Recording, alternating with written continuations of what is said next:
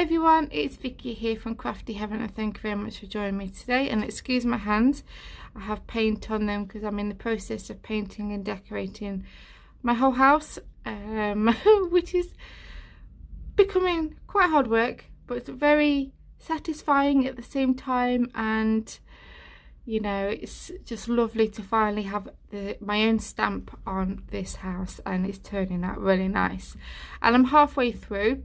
If you've been following me on my channel, then you know this house is quite big, and it belonged to my dad. And yeah, so it's getting there slowly. After 3 years of living here, we're finally getting it as our own. So I'm kind of making different projects to, you know, make as home decor to go in my house, and this is one of them. So I saw this on YouTube and Pinterest, and I absolutely love it. And it's basically, you get some older books, you stack them, paint them, and then add to your wording on the side here and add any decoration to them. So I thought I'd just turn the camera on and we'll see how this goes. So as you've all noticed, I've been absent from YouTube, as in doing tutorials, for quite some time. I know I've been here on and off with different things, but not doing actual crafty videos, and I apologize for that, but I couldn't face it. And to be honest, I wanted to just leave my YouTube channel and just enjoy watching other people's crafty videos and not bother with mine anymore. As you all know, I went through a stage last year with my mental health, and to be fair, it's not really gone. I've been struggling very hard, as we all have, but especially since I lost my friend last year to, you know, him taking his own life, bless him, and I've been struggling since then. And I find it quite hard to talk about anyway, but I dealt with it the wrong way.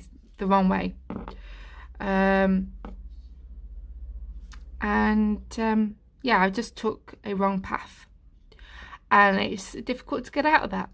So yeah, I mean, I've got all the love and support of my family, and also support from the doctors and, you know, places like that. So we're gonna get there, but I have missed you guys so much, and I've missed the interaction of talking to my crafty friends on here. And I mean, I want to come back and I want to do crafty videos, but honestly, I cannot promise if I'm gonna come back full time like I did last, you know, previously. But yeah, I think I just want to come back and bring the videos in my own time and just switch the camera on and craft with you guys when I want to. So I want to say a huge thank you to everyone that supported me and stuck by with me, and even I've gained some subscribers as well, which is amazing, and I just love it. So thank you so much, and the positivity from you guys has just been amazing. Thank you. But with that said, let's get on, because I actually generally am excited to do this with you today. So yeah, let's see. I have 4 books here. These are my daughter, well, Rihanna's books, that she doesn't read anymore, and I wanted ones that had quite a good spine so I could put wording on the side. So what I've done is I've got one here, and this one had the same cover as this one, where it's kind of a shiny cover, and I know paint probably wouldn't stick to that very well. It probably would if I've done thousands of coats, but I didn't want that hassle. So what I'm going to do is, I mean, the paint would stick to this, but I think I'm just going to take the covers off them all. So I'll do one with you. So as you can see, I've got, let me stack these up. I've got them all the same length. Okay, so let me see if I can tilt this so you can see. So I've got them all the same length. I've also got different size spines. So I'm thinking I'm going to put my kids' names on here with the year they were born and do it in order. So obviously I've got the biggest one as Rihanna, the next one as Neve and Megan and Thomas. So this is also good as well. I'm going to show you a way you can do this without having the Cricut machine, because not everybody has a Cricut machine, and normally I would do the writing with my Cricut. So we're going to find a font today that's like a typewriter kind of font, and anybody could use it. And I'm going to show you a technique of how you can transfer it onto here without using a Cricut, or, you know, I mean, you could even write it on there if you've got a good handwriting, but I don't. So I'm cheating. So all I simply did was I pulled the cover off. Some of them were, you know, the other one was a bit more difficult, whereas this one has been read that many times, it is coming apart anyway. So I'm just simply going to pull the cover off, and it doesn't matter if it rips a couple of pages, because for example I don't want this showing, so I'm going to pull that off like so, and we're going to neaten those edges by just trimming them off with some scissors. So I've got a page here that is quite secure now, so I'm going to leave that one, and as you can see it's got a rough edge here, so I'm actually going to grab some scissors that I've just had, that I've been playing around with, which I shouldn't have done really, and I'm just going to trim off any excess and try and neat up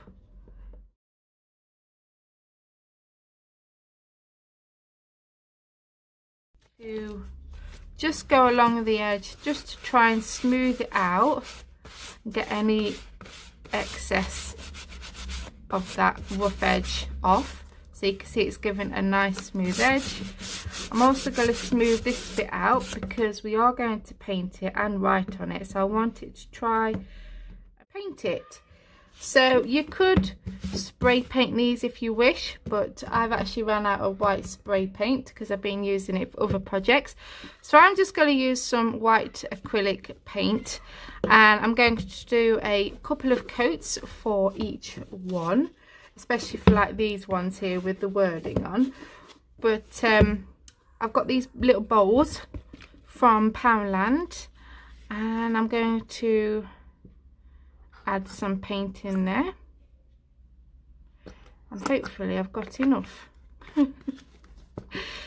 So I'm just simply going to paint it front to back, and I'm going to be quite generous with it.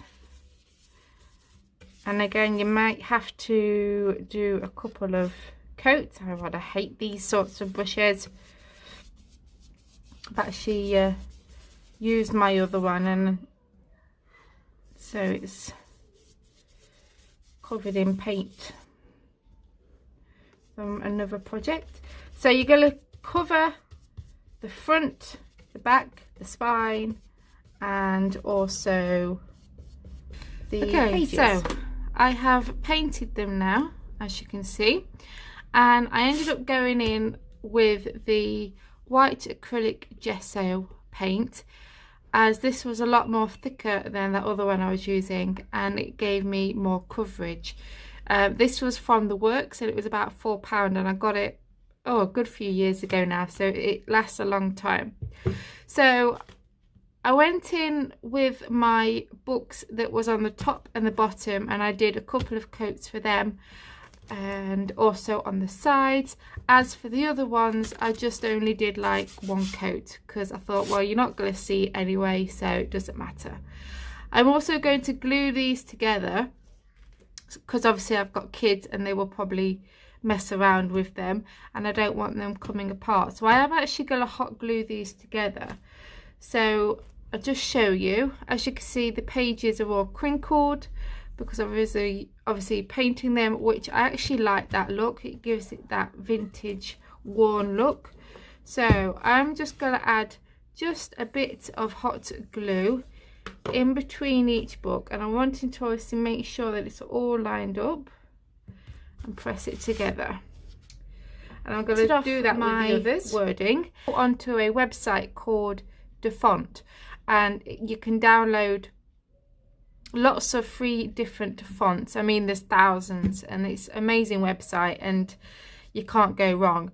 So if you go onto that website, okay, find the font that you want. I've used a typewriter font, and just download it to your computer, install it, and if you have Microsoft Word, you could go in there and type out your wording and find that font, and then just print it out, and I will show you what we're going to do next. I'm going to get a black crayon, and I'm just going to cover the whole of that wording, and when you place it onto your book, you get a pencil or a pen, you go over that letter, you go over those letters like so, and it transfers it, and then you can go over it with a Sharpie pen.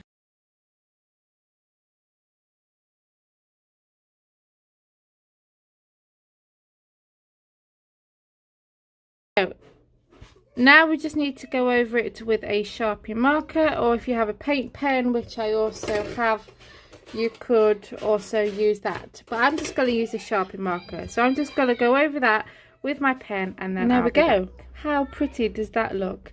So now what we need to do is just simply decorate it, but I don't know if to go ahead and slightly distress the edge, maybe. I don't know. But first of all, we're going to add some baker's twine around. There we go. Now I've added some decoration beads on. I was going to add a tag on the end here, but I thought it didn't look quite right, so I just tied a knot and just added the beads. And yeah, that's what it looks like. I'm really chuffed with how this looks. I've also gone around the edge and just over the top and sides with the wax black crayon, just to, you know, distress it a bit, and I think it's turned out lovely. So I cannot wait to get this on my top of my shoe cupboard, and I'll obviously take I hope you enjoyed this DIY project and give it a go. And yeah, I really enjoyed doing this video with you guys, and hopefully I'll be back very soon. Take care, guys. Bye.